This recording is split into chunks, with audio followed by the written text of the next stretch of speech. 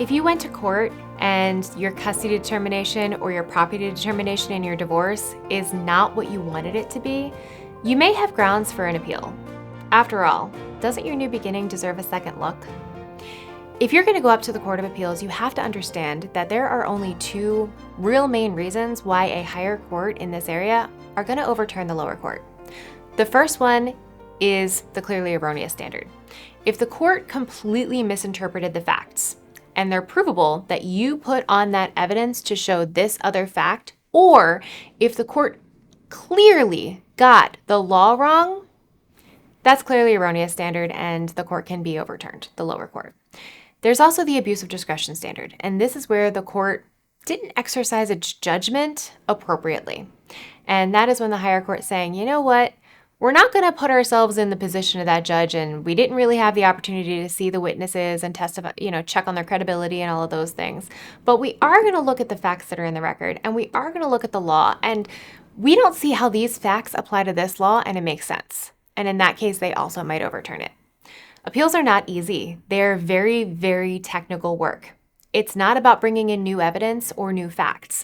It's about looking at the record, what actually got submitted to court, what the court actually admitted, and seeing if there's anything there that can fall under the clearly erroneous standard or the abuse of discretion standard.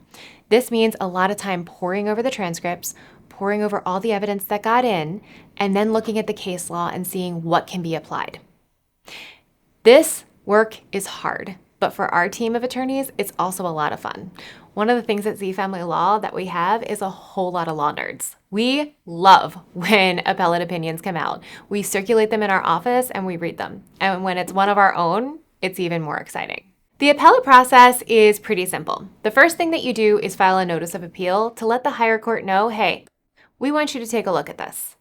The next thing is going to be gathering the record. What that is are things such as the full transcript of the case below, and also all of the evidence that was presented at court and actually got admitted. You put that together in what's called a record extract, and that goes up to the court. Next is a briefing schedule. What happens there is that the person who filed the appeal writes a brief, and then the person who is objecting to the appeal or who is fighting against it, who's defending the lower court, files an appellee brief.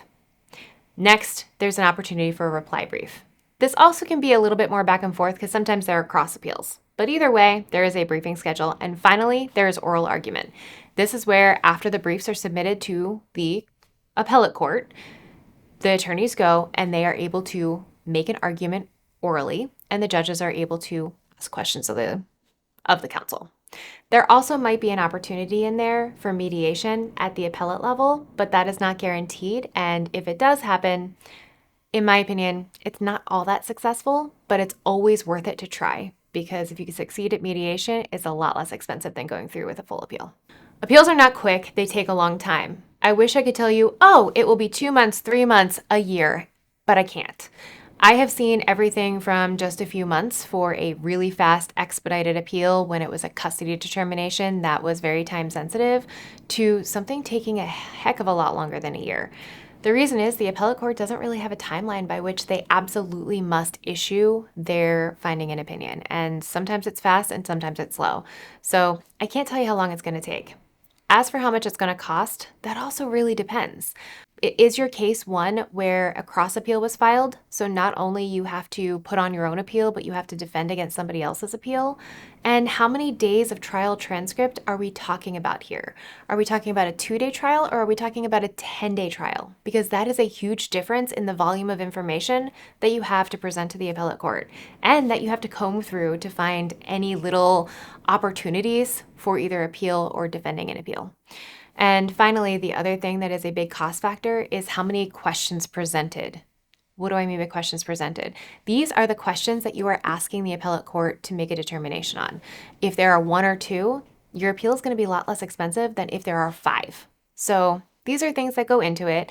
We're usually able to give a better idea of costs when you come in and tell us what your concerns are, or if you come in and say, hey, the other side filed an appeal, this is what their concerns are, and here's how many days of trial, and here's how many pieces of evidence were admitted, we're able to give you a better idea. So I'm sorry for the lawyer answer, but it really does depend.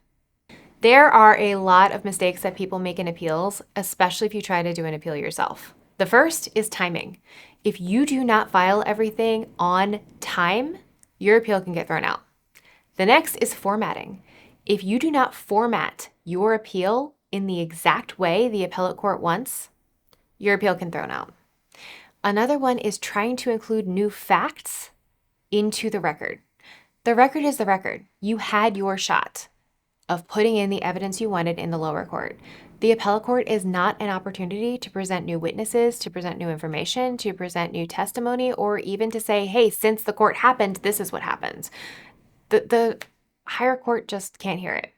There are other mistakes that are made, certainly mistakes of how to apply the law and other things, but those are the most common ones. Appeals are very technical work. In fact, a lot of attorneys don't do them because it's such technical work. It's very important writing, it's very important research, it's very important case distinctions. How is this case different from your case, or how is this case so similar to your case that the court should listen? And you really want to work with someone or a legal team that has experience in appeals, that loves doing them, and really likes to nerd out on that law. At Z Family Law, we don't write endings, we create new beginnings. And if your case needs a second look, we're here to help you.